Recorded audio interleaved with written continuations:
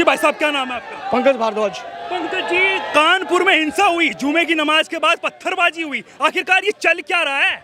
ये देश की अखंडता, जो देश का स्वाभिमान विपक्षों को हजम नहीं हो रहा, उसको शांति का माहौल खराब करने के लिए ये क्रिएट किया जा रहा है। और देश की सरकार को बदनाम करना, राज्य सरकार को बदनाम करना विपक्ष ने ठेका ले लिया। और जैसे कश्मीर में है, कानपुर में है, ये दंगे हो रहे हैं, एक सोची समझी राजनीति के तहत हो रहे हैं, नहीं तो पथराव कहीं नहीं होता। यहाँ पे पथराव नहीं हो रहा, यहाँ पे इतने लोग देख लिए, कैमरामैन भाई से को सबको दिखा दे। सोची समझी साजिश किसकी लग रही है भाई साहब?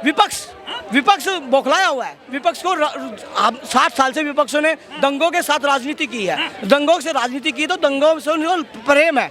और जो प्रेम आज 8 सालों में शांति प्रण का माहौल था, जो भारतीय जनता पार्टी सरकारों ने देने का कोशिश की है देश के लिए और राज्य के लिए, तो उनको हजम नहीं हो रहा। इस देश में अलगाववाद, कहाँ लड़ाई होगी, कहाँ झगड़े होंगे, कहाँ फसाद करने हैं, उनकी सोची समझी रणनीति के तहत ये काम हो रहे हैं। और इसमें PFI का नाम सामने आ रहा है। अरे विपक्ष तो कह रहा है बीजेपी से समझ नहीं रहे, धार्मिक स्थलों पर दंगे हो रहे हैं। कहाँ क्या कर रही है बीजेपी? कहाँ धार्मिक दंगा हो रहा है? ज्ञानवापी का मामला कोर्ट में कहाँ पे दंगा हुआ है? ज्ञानवापी पे तो नहीं हुआ।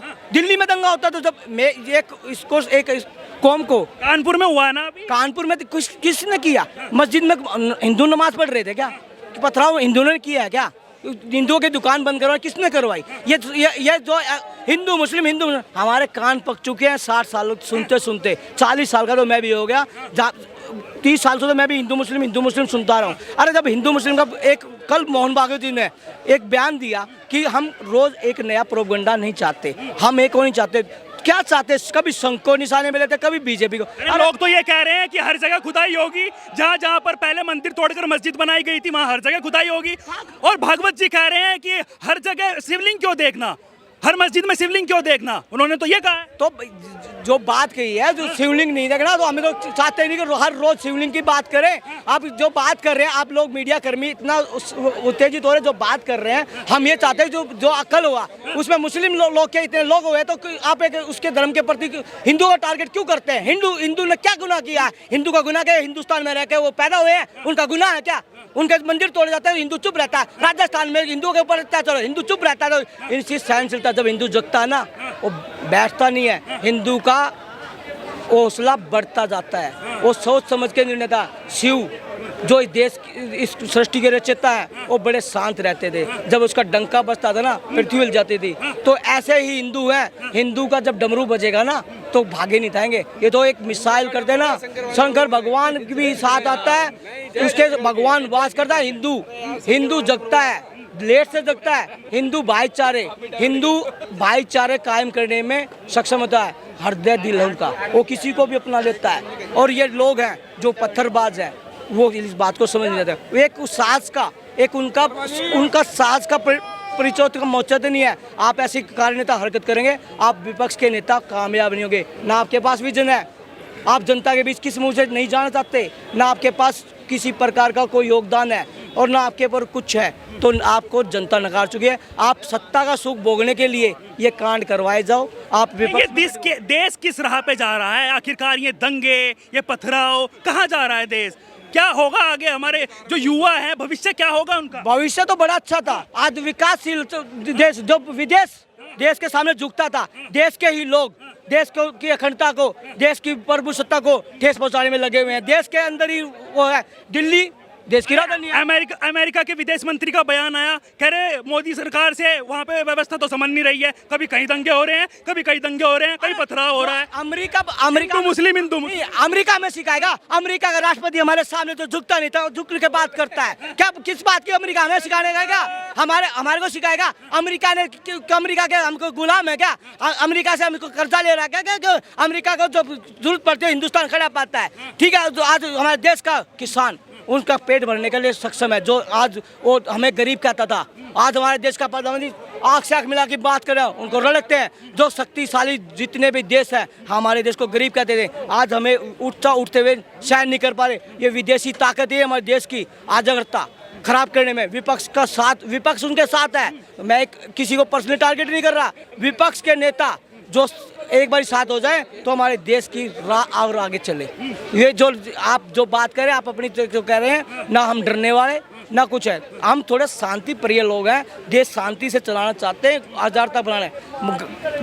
कोई हल नहीं होता, लड़ाई से हल नहीं होता। सोच समझ के भारतीय मोदी जनता को देगा जवाब देगा। तो इस तरीके की बात सिर्फ कानपुर दंगे पर बात शुरू हुई है, तो वो उस पर ही रहनी चाहिए। आखिरकार ये इस तरीके से दंगे हो रहे हैं, क्या सरकार सक्षम नहीं है इन दंगों को रोकने के लिए? सक्षम क्यों नहीं है? बिल्डोजर, सुनो, बिल्डोजर चल जाते हैं, सब सारे विपक्षी लोग बैठ जाते हैं, हमें पर्सनली टारगेट है, अहमद अंसारी, कभी आजम खान को टारगेट कर। अरे अब जब दंगों में नाम किसी का आएगा तो उसका तो घर तोड़ेगा, तुम्हें पेट में दर्द क्यों होता है? किस बात की तुम्हें होता है? क्यों तुम्हारे घर पे बिल्डोजर, जो आजकल घटना हुई है कानपुर की, उनके घर पे बिल्डोजर भी चलेगा, उनसे जो हर्जाना है वो भी लिया जाएगा। और इसमें जब आएगा तो विपक्ष अपना अड़ंगा अड़ाएगा।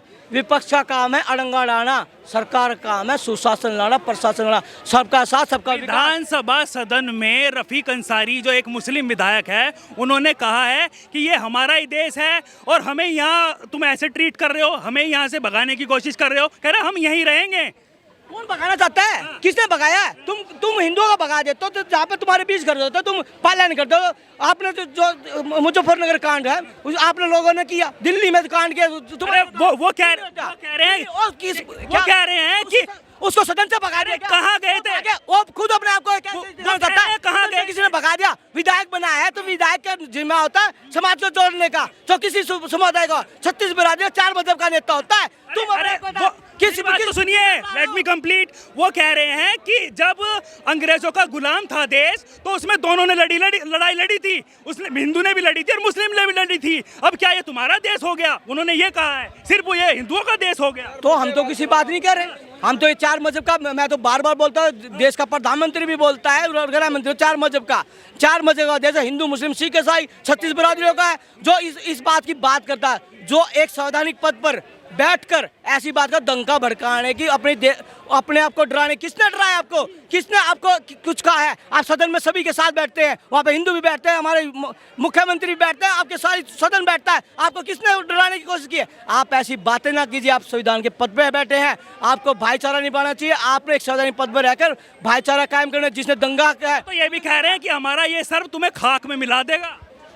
ऐसा आज तक तो भैया हमारे को खाक मिलना, पाकिस्तान के सपने हैं, चीन के भी है, हिंदुस्तान में बहुत समझदारी के लोग हैं। और जो देश है ना, आज जो अपने बलबूते पे खड़ा है, तो बलबूते पे खड़ा हुआ है, तो अपने पे है, किसी मोहताज पे नहीं खड़ा हुआ है। हिंदुस्तान 130 करोड़ की जनता ने खड़ा किया है, उसमें हिंदू मुस्लिम सिख ईसाई 4 मजहब 4 36 बिरादरी ने खड़ा किया है, हम उसको डिनाई नहीं करें। पर कुछ लोग, सभी मुस्लिम खराब नहीं है, कुछ लोग अपनी राजनीतिक रोटियां सेकने के लिए उनका यूज कर रहे हैं, 60 सालों से यूज कर रहे हैं। अब मैं आपके चैनल, कौन कर रहा है राजनीति? कौन सेक रहा है रोटियां? विपक्ष सेक रहा है। विपक्ष में कौन कौन है? विपक्ष में सारे हैं, किस किस का नाम गिनवाएं? कांग्रेस है तो आपका अगले सारे हैं। और जो आप बात करें, मैं आपके चैनल के माध्यम से इस लास्ट बार आपको डिबेट में बाइट दे रहा हूँ, आप मेरे को 60 साल में आज तक, इसके बाद नहीं देंगे? नहीं मैं दूंगा, मैं इस टॉपिक पे लास्ट दे रहा हूँ। जो आप बात कर रहे हैं, हमारे यहाँ पर पंजाब एक राज्य है, सिख समुदाय हमारे देश की जीडीपी में किसान के रूप में सबसे ज़्यादा है। उन किसान में जीडीपी बढ़ाने में, देश की जीडीपी बढ़ाने में, हाँ किसान, हाँ सारी चीज़ उगाता है।